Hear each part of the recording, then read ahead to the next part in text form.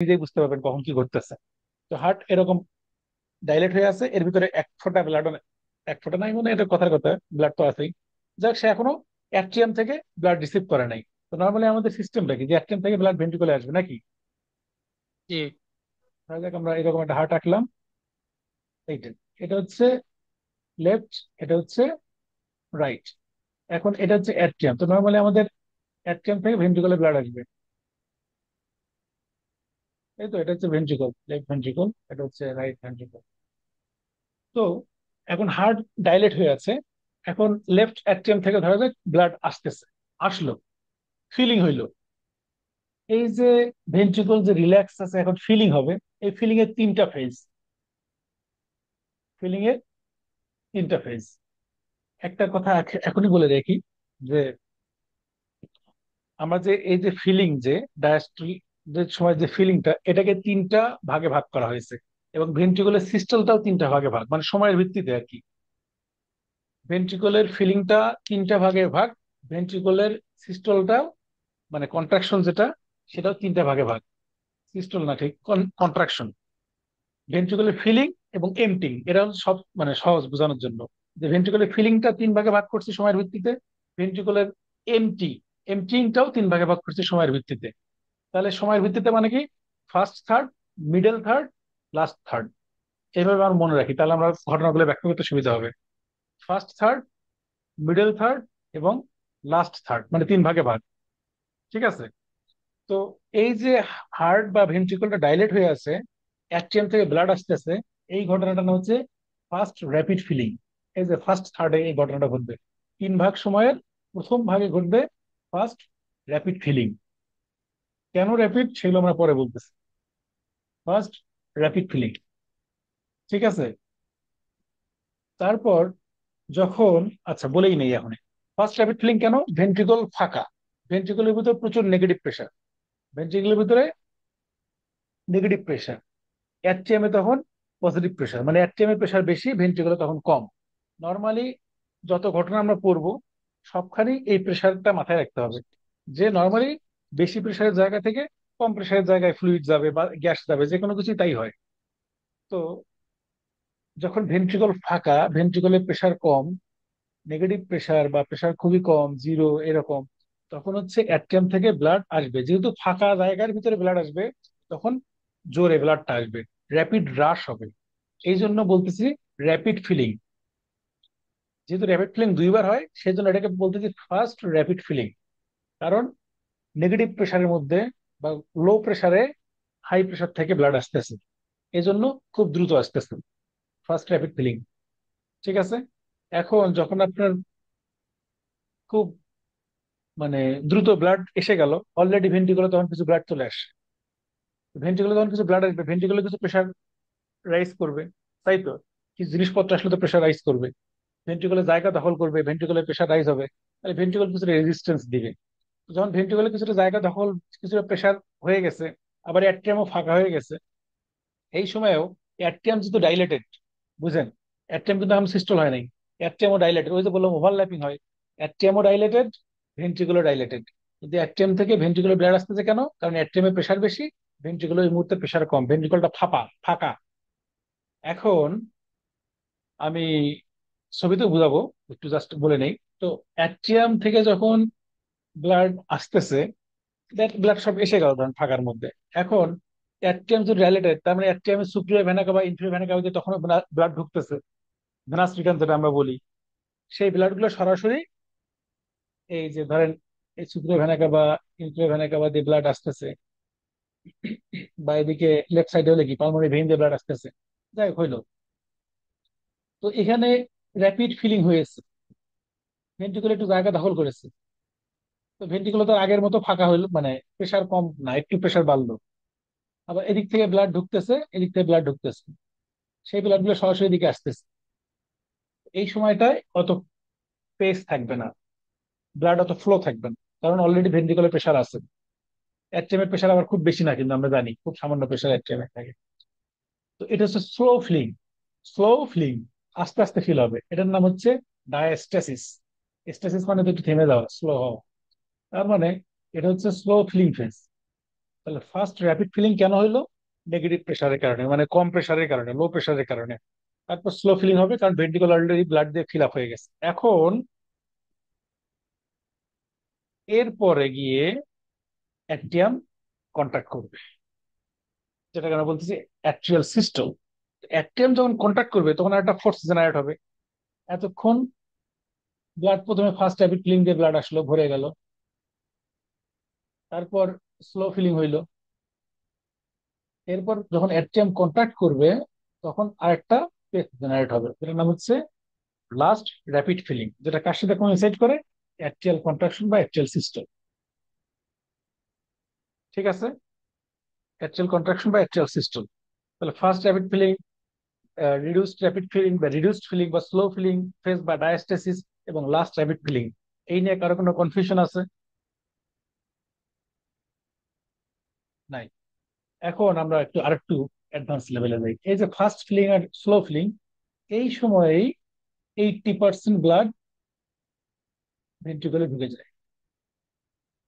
80% blood, তার মানে atrial systole দিয়ে কত পার্সেন্ট ব্লাড আসে? মানে ভেন্ট্রিকলে যতটুকু যাওয়ার আর কি, তার 80% যায় হচ্ছে ফার্স্ট আর স্লো ফিলিং, মানে ফার্স্ট 2/3 সময়। লাস্টে শুধু যখন অ্যাকচুয়াল কন্ট্রাকশন হয় তখন 20% ব্লাড যায়। তার মানে অ্যাকচুয়াল কন্ট্রাকশনটা কি খুব গুরুত্বপূর্ণ কিছু? গুরুত্বপূর্ণ কিছু না। না, এই জন্য গুরুত্বপূর্ণ যদি, না। অ্যাট্রিয়াম, এখানে ক্লিনিক্যাল একটা ব্যাপার আছে, এই জন্য যদি অ্যাট্রিয়াম ফেল করে, কন্ট্রাক্ট ঠিক মতো না করে, তাইলেও সেটা আসলে নোটিসেবল হয় না, সাধারণত পেশেন্টের কিছুই হয় না, বোঝাই যায় না, কারণ ওই সামান্য ব্লাডে কিছুই যায় আসে না। ঠিক আছে, তাহলে অ্যাকচুয়াল ফাংশন যদি কখনো ফেল করে তাহলে খুব একটা ঝামেলা হয় না, যদি অন্য কোনো সমস্যা ডেভেলপ না করে, বা যদি এরপর দীর্ঘদিন থেকে অন্য জন্য যদি সমস্যা ডেভেলপ করে তাহলে সেটা আলাদা কথা। তাহলে আমরা এতটুকু বুঝলাম। হুম। এখন আবার লেফট রাইট তো মনে বলা লাগবে না, এটা লেফট রাইট। একটা আমার ভেন্ট্রিকল, এখানে ভালভ আছে, এখানে ভালভ আছে। আচ্ছা, এখন ভেন্ট্রিকল ফিল আপ হয়ে গেল, first rapid filling, slow filling, last rapid filling. হুম। এখন ভেন্ট্রিকল কন্ট্রাক্ট করবে, ভেন্ট্রিকলের ভিতরে ব্লাড, ব্লাড, এখন এখানেও তো ব্লাড, একই কথা। তো যখন ভেন্ট্রিকল কন্ট্রাক্ট করতে যাবে, দেখেন তো কোন ভালভ গুলো খোলা, আমার ছবি দেখে বোঝা যাচ্ছে না? মাইট্রাল ভালভ আর হচ্ছে ট্রাইকাস্পিড ভালভ। এই তো, ট্রাইকুস্পিড ভালভ। এখানে আমরা জাস্ট ছবি আঁকার জন্য আঁকলাম, এখানে তো আর থাকে না। জায়গাটা অ্যাওরটা মনে করেন, ডায়মন্ড কারণ পালমোনারি ট্রাঙ্ক। এই তো, মাইট্রাল এবং ট্রাইকাস্পিড ভালভ দুটা খোলা। খোলা। কারণ কি? অ্যাট্রিয়াম থেকে ব্লাড ভেন্ট্রিকলে আসছে এই ভালভ দিয়ে, তাছাড়া তো ব্লাড আসতো না, ব্লাড আসছে। এখন যে মুহূর্তে ভেন্ট্রিকল পাম্প করতে যাবে ভেন্ট্রিকলের প্রেসার বেড়ে যাবে, ভেন্ট্রিকল যখন কন্ট্রাক্ট করবে ভেন্ট্রিকলের প্রেসার বেড়ে যাবে। তো প্রেসার বেড়ে গেলে কোন ভালভটা বন্ধ হবে? মাইট্রাল আর ট্রাইকুস্পিড বন্ধ হয়ে যাবে। কারণ আপনি তো প্রেসার যখন দিবেন এদিক দিয়ে তখন এটা বন্ধ হয়ে যাবে, এদিক যখন প্রেসার দিবেন তখন এটা বন্ধ হয়ে যাবে। তাহলে মাইট্রাল আর ট্রাইকাসপিড ভালভ বন্ধ হবে, দুটো দরজা ধাক্কা খাবে, ধাক্কা খাবে। ধাক্কা খেলে একটু ভাইব্রেশন হবে না? যে কোনো কিছুই তো ধাক্কা খেলে ভাইব্রেশন হয়, ভাইব্রেশন হবে। হুম। তাহলে একটা সাউন্ড তৈরি হবে, সেটার নাম কি? First heart sound. First heart sound. তাহলে আমরা ফার্স্ট হার্ট সাউন্ড পাইলাম। ঠিক আছে, কি ভালভ বন্ধের জন্য? মাইট্রাল আর ট্রাইকাসপিড, এগুলোকে আমরা কমনলি নাম কি বলি? অ্যাট্রিওভেন্ট্রিকুলার ভালভ, এভি কারণ ভালভ, অ্যাট্রিয়াম এভি এবং ভালভ। ভেন্ট্রিকুলার মাঝখানে থাকে, এভি ভালভ। তাইলে পাম্প করলাম, ভালভ বন্ধ হয়ে গেল। কোন ভালভ? এভি ভালভ বন্ধ হইলো, মাইট্রাল এবং ট্রাইকাসপিড। তাহলে একটা শব্দ হবে দরজা বন্ধ হইলে, এটার নাম হচ্ছে ফার্স্ট হার্ট সাউন্ড। এখন ভেন্ট্রিকল কন্ট্রাক্ট করতেছে, তাহলে প্রেশার আস্তে আস্তে রাইজ করবে, প্রেশার বাড়বে।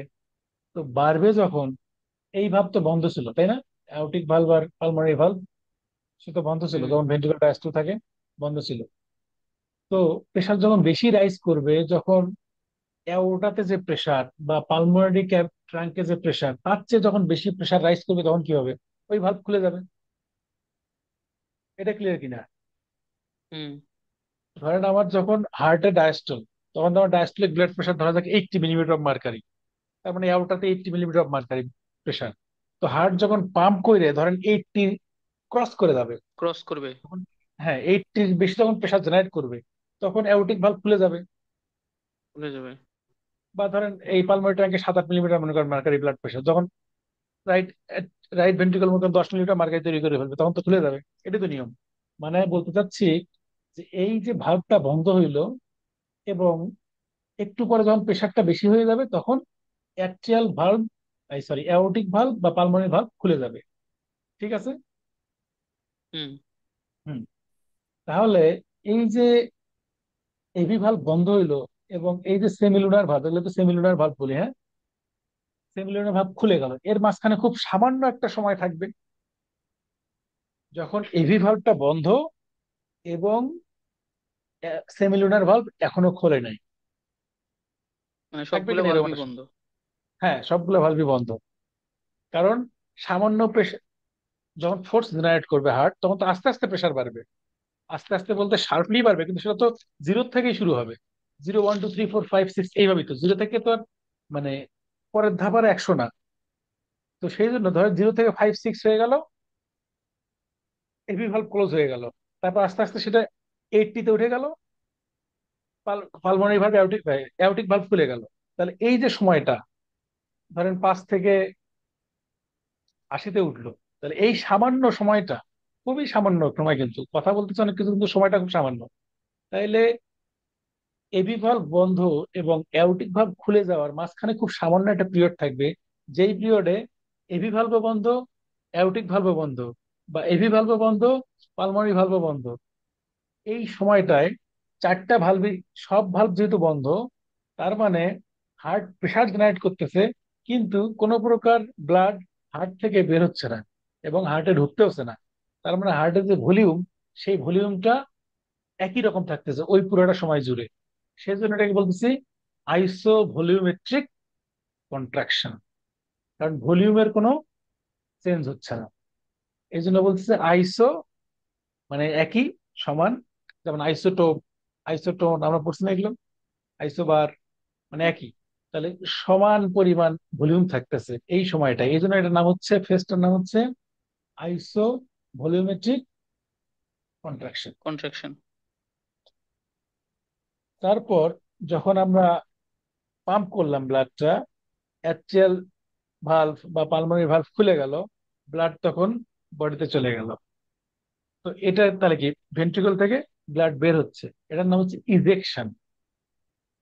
ইজেকশন বা ভেন্ট্রিকল এমটি হচ্ছে। তো আমি প্রথমে বলেছিলাম ভেন্ট্রিকুলার এমটিটা আবার ভেন্ট্রিকুলার ফিলিংটা দুটোই তিনটা ভাগে ভাগ করছে সময়ের ভিত্তিতে, ফার্স্ট সেকেন্ড আর থার্ড, এটা, তাই তো? ফার্স্ট থার্ড, জি। সেকেন্ড থার্ড, বা পরের অংশটা আর কি তিন ভাগে লাস্ট ভাগ থার্ড। করেছি।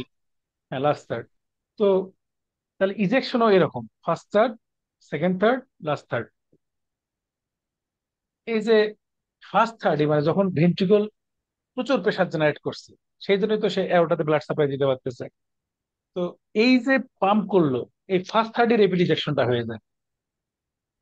রেপিড ইজেকশন যেটা আমরা বলতেছি, এটা ফার্স্ট হাফেই হয়ে যায়।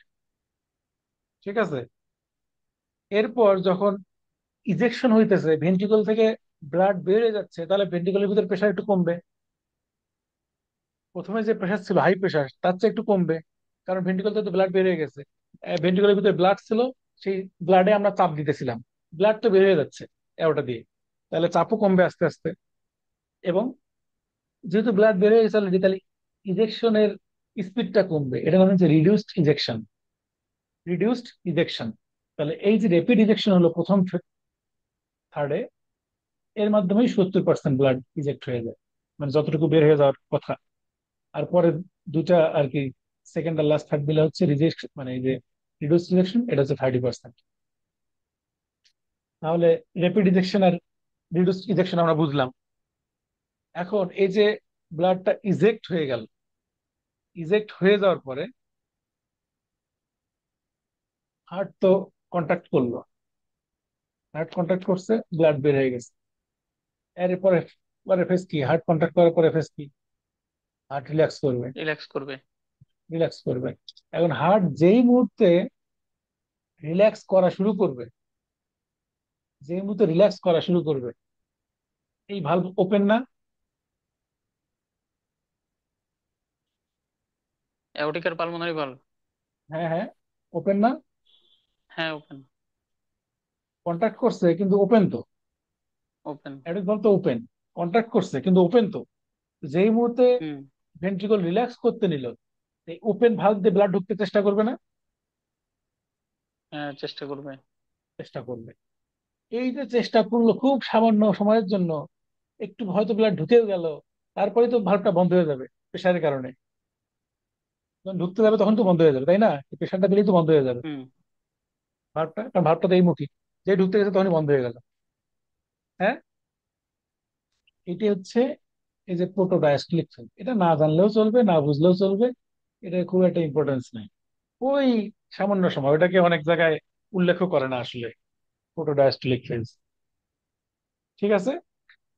হার্ট পাম্প করলো, রিল্যাক্স করতে গেলে যেহেতু রিল্যাক্স করার সাথেই নেগেটিভ প্রেশার, নেগেটিভ শুরু হয়ে গেল, তার মানে অ্যাওর্টাতে প্রেশার বেশি, ভেন্ট্রিকুলের ভিতরে কম। তাই বেশি প্রেশার থেকে কমের দিকে আসার চেষ্টা করবে, আসার চেষ্টা করার সাথে সাথেই প্রায় বন্ধ হয়ে যাবে। তাহলে বন্ধ হওয়ার বাল্ব আগ বন্ধ হয়ে পর্যন্ত যাবে। যেটা হইলো, হ্যাঁ, বন্ধ হওয়ার আগ পর্যন্ত সামান্য সময়, ওটা হচ্ছে প্রোটোডায়াস্টলিক ফেজ। তারপর যেই বন্ধ হইলো ভালভ, তাহলে এই যে অ্যাওর্টিক ভালভ বন্ধ হলো, এই যে পালমোনারি ভালভ বন্ধ হইলো, তাহলে একটা শব্দ হবে না? হুম। শব্দ হবে, ভাইব্রেশন হবে। তাহলে এটা হচ্ছে second heart sound. Second heart sound. Second heart sound. তাহলে এভি মানে সেমিলুনার ভালভ, অ্যাওর্টিক ভালভ আর পালমোনারি ভালভ বন্ধ হয়ে গেল, তখন হচ্ছে সেকেন্ড হার্ট সাউন্ড। এখন যখন এটা বন্ধ হয়ে গেল, তারপর হার্ট তো রিল্যাক্স করতেছে।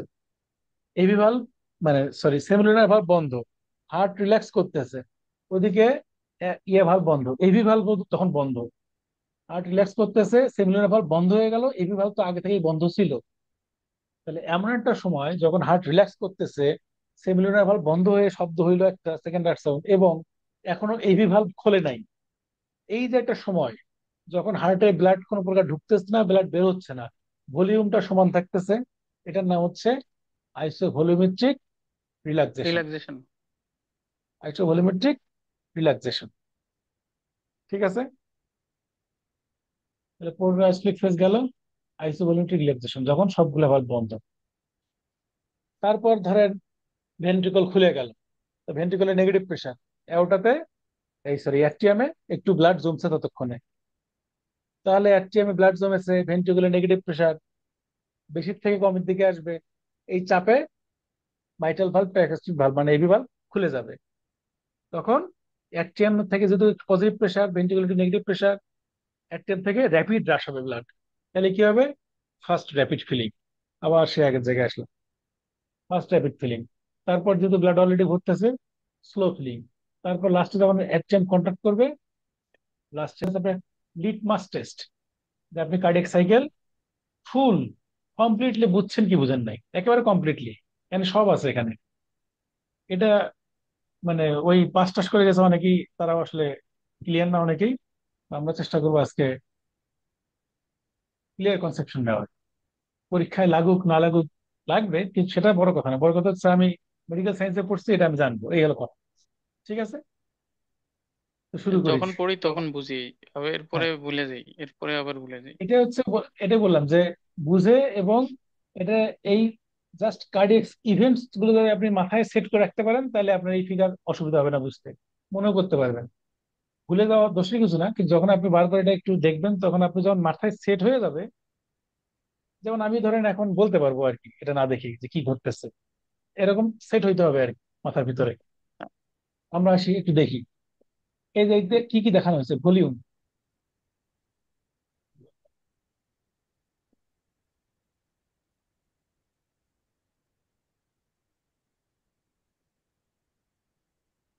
ভলিউম তো এখানে তার মানে কি কি দেখানো হয়েছে, ভলিউম দেখানো হয়েছে, যেমন ভেন্ট্রিকুলার ভলিউম।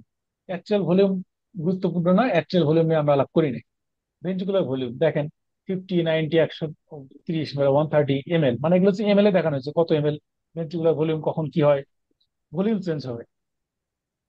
ইকোকার্ডিওগ্রাম, এটা যেহেতু আমরা পরে করবো না, এটা আজকে বাদই দিলাম, এটা আলাপ আজকে করবোই না, কোনো কার্ডিওগ্রামও বাদ দিলাম। হার্ট সাউন্ড পরে আমরা যদি আপনারা ওই মারমার পড়েন, তাহলে আমরা তো হার্ট সাউন্ডটা ওই সময় আলোচনা করবো, ফার্স্ট হার্ট সাউন্ড কখন বড় মানে লাউড হয়, কখন সাইলেন্ট হয়, এইসব নিয়ে আলোচনা করা যাবে। তাহলে আমাদের আলোচনা হচ্ছে আজকে উপরের কয়টা। উপরের কয়টার মধ্যে হয়তো অ্যাওরিক প্রেশারটা নিয়ে আমরা যদি পালস করি তাহলে সেদিন আলোচনা করবো, আজকে একটু আলোচনা করা যেতে পারে। তাহলে আমাদের আলোচনার টপিক কি আসলে? অ্যাকচুয়াল প্রেশারটাও, জেভিপি, জুগুলার ভেনাস প্রেশার যখন পড়বো, জুগুলার ভেনাস প্রেশার লাগে না? লাগে তো। তো খুবই ইম্পর্টেন্ট। হ্যাঁ, খুবই ইম্পর্টেন্ট। জুগুলার ভেনাস প্রেশার সময় অ্যাকচুয়াল প্রেশারটা পড়বো, আজকে যদি একটু হিন্স দেওয়া যায় দিলাম, পরের ক্লাসে আমরা জুগুলার ভেনাস প্রেশার পড়বো। তাহলে পড়বো কি, ভেন্ট্রিকুলার প্রেশার, ভেন্ট্রিকুলার ভলিউম, তারপর হচ্ছে হার্ট সাউন্ড, তারপর হচ্ছে কার্ডিয়াক ইভেন্টস, যেগুলো মেকানিক্যাল ইভেন্টস করলাম সেগুলো, এগুলো হচ্ছে আজকে আমাদের টপিকস। মানে এখান থেকে তারপর যতটুকু পারা যায় পড়বো আর কি। তো আসেন আমরা প্রথমে আমাদের ইটা দেখি, যে মেকানিক্যাল ইভেন্টস গুলো পড়লাম এতক্ষণ, সেটাই আমরা একটু দেখি। হ্যাঁ, তো এই যে দেখেন, এই যে ফেসটা, এটার নাম কি? আইসোভলিউমেট্রিক বা আইসোভলিউমিক কন্ট্রাকশন। কন্ট্রাকশন। তার মানে আমরা শুরু করছি থেকে, কন্ট্রাকশন থেকে। সিস্টল থেকে। এই ঠিকানা শুরু হয়েছে থেকে, সিস্টল থেকে। সিস্টলের প্রথমে কি ভেন্ট্রিকল ডায়াস্টল ছিল, এরপর সিস্টল করতে গেলেই এভি ভালভ বন্ধ। তার একটু পরে আইসোমেট্রিক কন্ট্রাকশন হবে, তখন এভি ভালভ বন্ধ হয়ে যাবে, অ্যাওরটিক ভালভও বন্ধ, ব্লাড একটা নির্দিষ্ট ভলিউমে ব্লাড নিয়ে কন্ট্রাকশন করবে, এটার নাম আইসোভলিউমেট্রিক কন্ট্রাকশন। তখন একটু পরে যখন অ্যাওরটিক ভালভ খুলে যাবে, তখন ইজেকশন হওয়া শুরু করবে, তখন তার ভলিউম কন্ট্রোল মানে মেনটেন হবে না, তখন তার আইসোভলিউমিক বলা যাচ্ছে না। তাহলে আইসোভলিউমেট্রিক কন্ট্রাকশনের ঠিক শুরুতেই কি হবে, কোন ভালভ ক্লোজ হবে? AV bulb.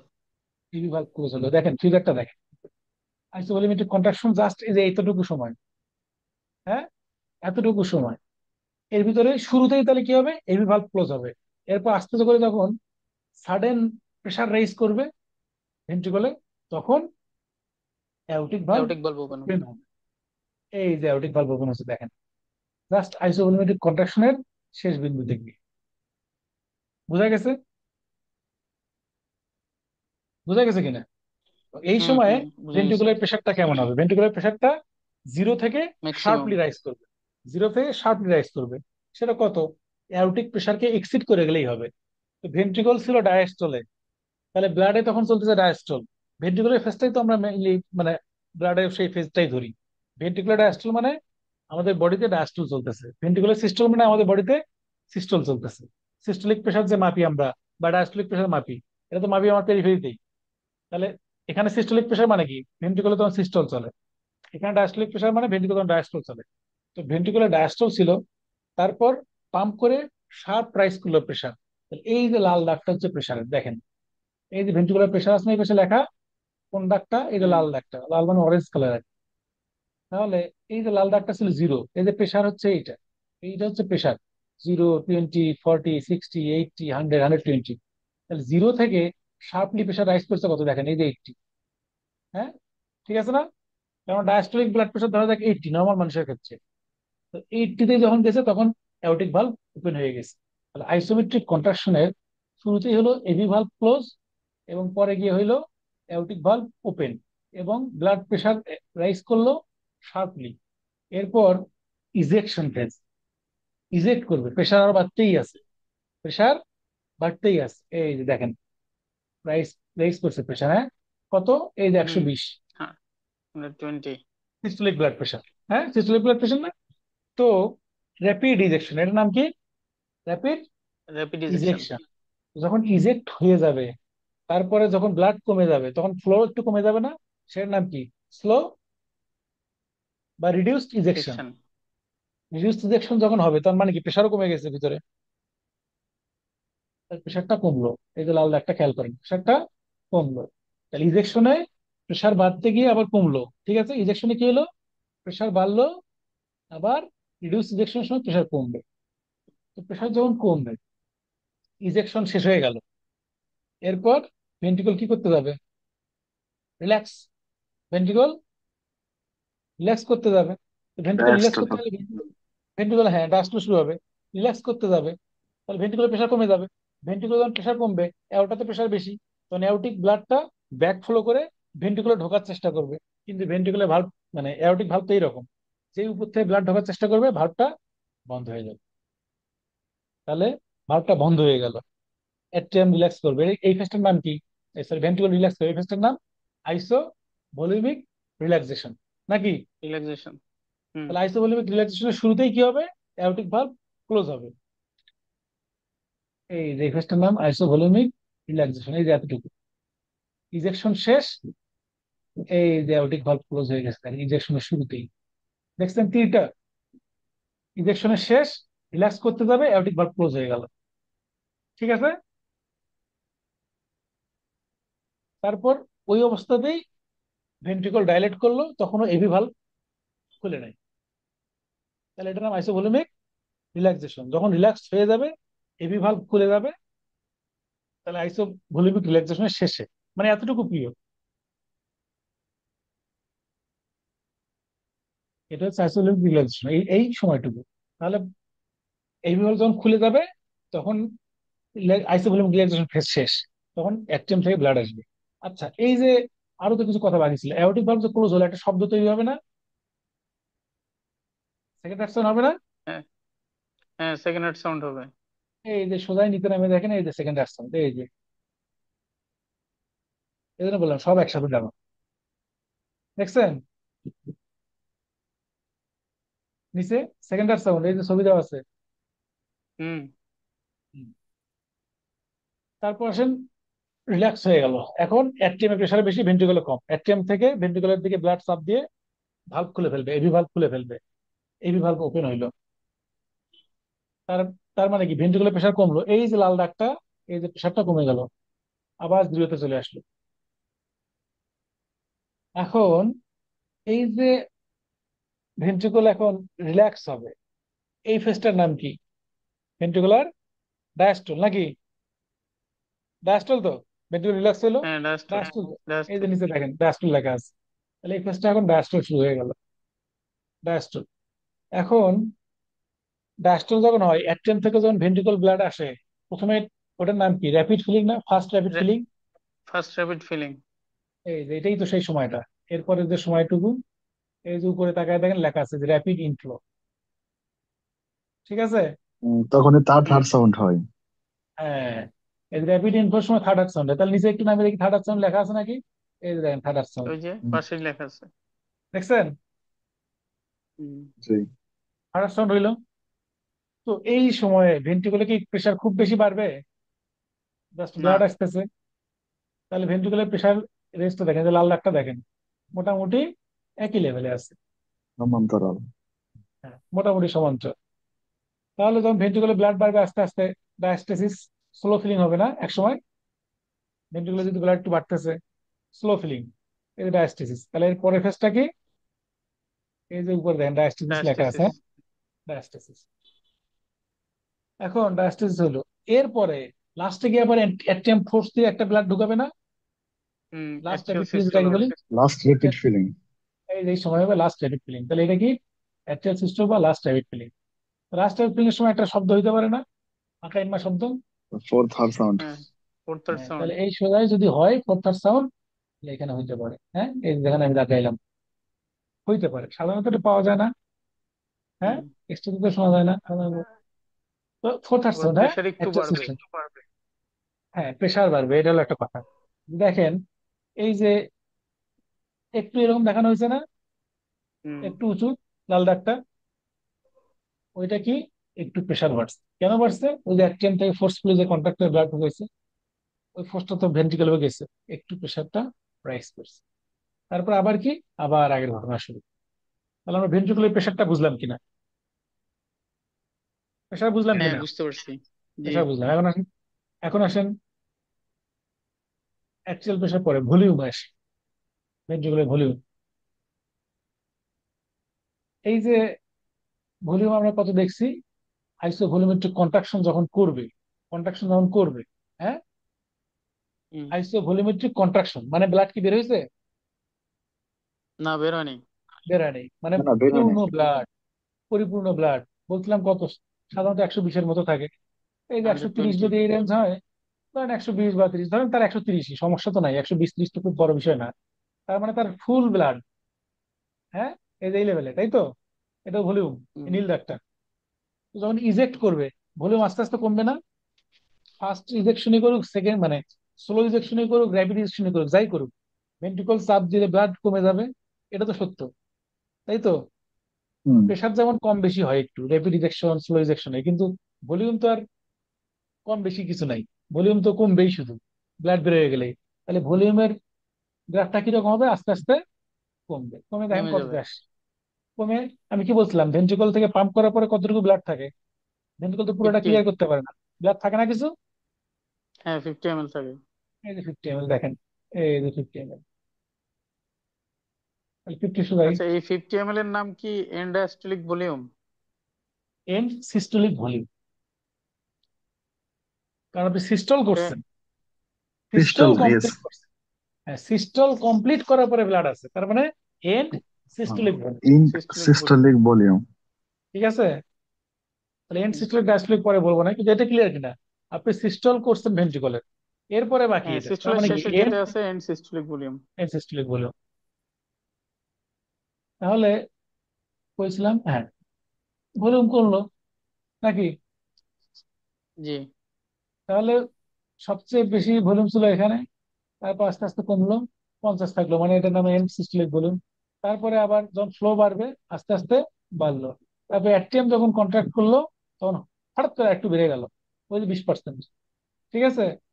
ভলিউম একটু বাড়লো, ইয়েস। তারপর আবার কমবে, আবার বাড়বে। ভলিউম নিয়ে কোনো ঝামেলা নাই, ভলিউম সরল না না সহজ না। মান। ঠিক আছে? তাহলে আমরা বললাম কি কি? ভেন্ট্রিকুলার প্রেশার, ভেন্ট্রিকুলার ভলিউম, সাথে আমরা কি ইয়ে পড়ছি না, হার্ট সাউন্ড গুলো পড়ছি না? হার্ট সাউন্ড পড়ছি নাকি? জি। জি। জি। ইসিজি পড়ি নাই। আচ্ছা, ইসিজিটা পরে বলবো না ইনশাল্লাহ, তখন আবার প্রয়োজনে রিক্যাপ করবো না এই জায়গাটা। এখন অ্যাওরিটিক প্রেশার আর অ্যাক্সিয়াল প্রেশার, এগুলো পড়েছি সব কোনটা। অ্যাওরিটিক প্রেশার আর অ্যাক্সিয়াল প্রেশার, অ্যাক্সিয়াল প্রেশারটা আসলে যে ভিপির সাথে রিলেটেড, দেখি আপনাদের ধরে থাকলে আমরা ক্লাস বলবো না। আর এখন আপাতত তাহলে অ্যাওরিটিক প্রেশারটা বলে নিই। অ্যাওরিটিক প্রেশার কার সাথে সম্পর্কিত? Pulse pressure. পালস প্রেশার বলতে ওই পালস প্রেশার বলতে, পালস মানে আমরা যে পালস পাই, পালসের সাথে এওরটার যে প্রেশার, পালস আমাদের রেডিয়াল আর্টারি তাই প্রেশার নাকি একই তো? জি। মানে পালসের সাথে সম্পর্ক সেটা বলতেছি।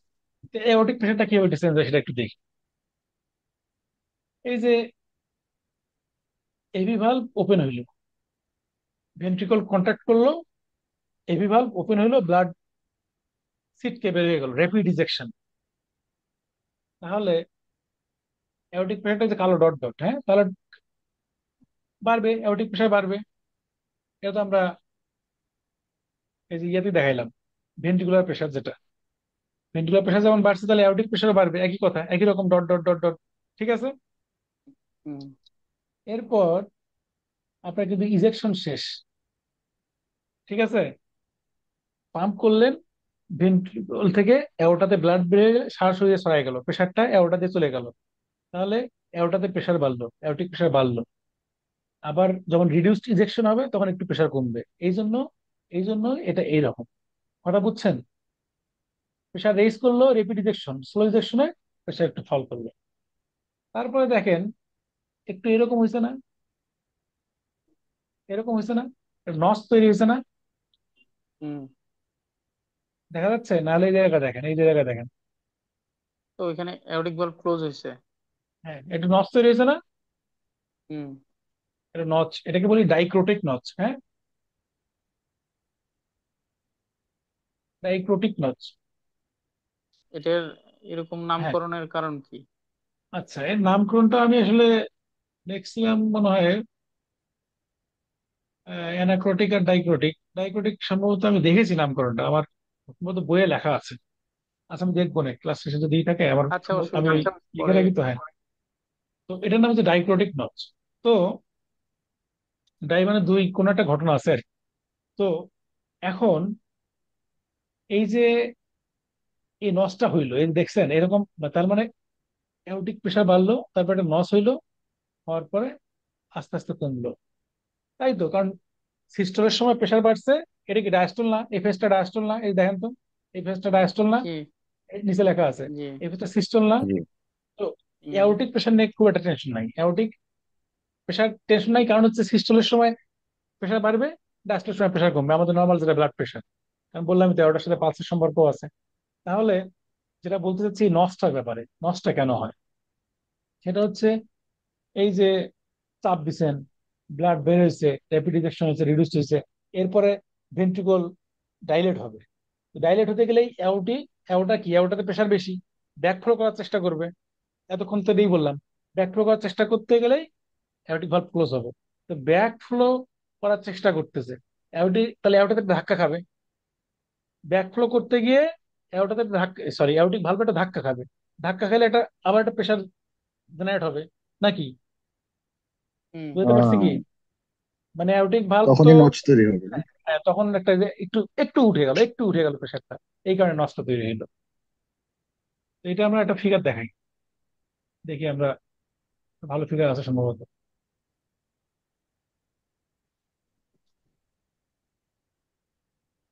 এই যে এটা,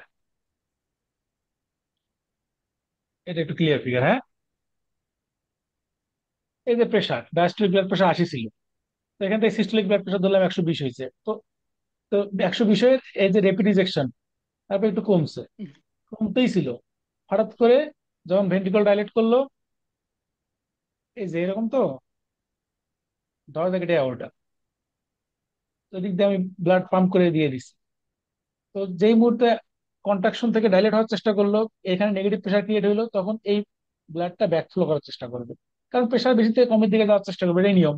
ব্যাকফ্লো করতে গেলে এখানে ধাক্কা খাবে। এই কলমটা ধাক্কা খাইলে মানে কি, প্রেশারটা জেনারেট হলো, সেই প্রেশারটা আবার ওয়ে হয়ে ট্রান্সমিট হবে, সেই যেটা হলো সেই ওয়ে। ঠিক আছে? এই যে increase in pressure as blood enters into aorta, এই যে ভিভালভ ক্লোজ হইলো, এই ক্লোজের কারণে এই ধাক্কাটা নষ্ট তৈরি হলো। তাহলে এটা ক্লিয়ার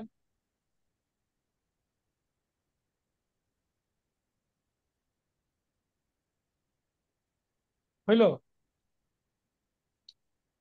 এখন